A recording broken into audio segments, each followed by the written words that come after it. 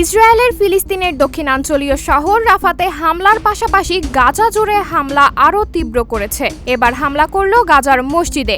মসজিদ হামলায় কমপক্ষে ১৬ ফিলিস্তিনি নিহত হয়, যাদের মাঝে ১০ জন শিশু। এছাড়া হামলায় আহত হয়েছেন আরও অনেকে। ইসরায়েলি হামলা থেকে বাঁচতে এসব শিশু সহ অনেক নারীও ওই মসজিদে আশ্রয় নিয়েছিলেন। আজ বৃহস্পতিবার আল জাজিরা থেকে এই তথ্য পাওয়া যায়। গাজায় রাতভর তীব্র হামলা চালিয়েছে ইসরায়েল। হামলার এক পর্যায়ে উত্তর গাজা শহরের ফাতিমা আল জাহরা মসজিদে বোমা বর্ষণ করে দখলদার বাহিনীরা। হামলার পরপরই তাৎক্ষণিকভাবে নিহতের সংখ্যা ১০ জন বলে জানানো হলেও পরে তা বেড়ে ১৬ জনে পৌঁছায়। প্রত্যক্ষদর্শীরা জানিয়েছেন, নিহতদের অধিকাংশই বাস্তুচ্যুত নারী ও শিশু।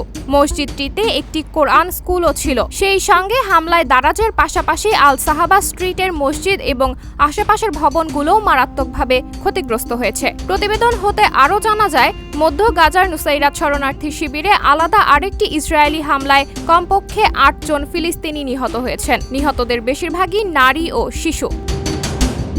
সাবরিনা জলিল, সবার কথা।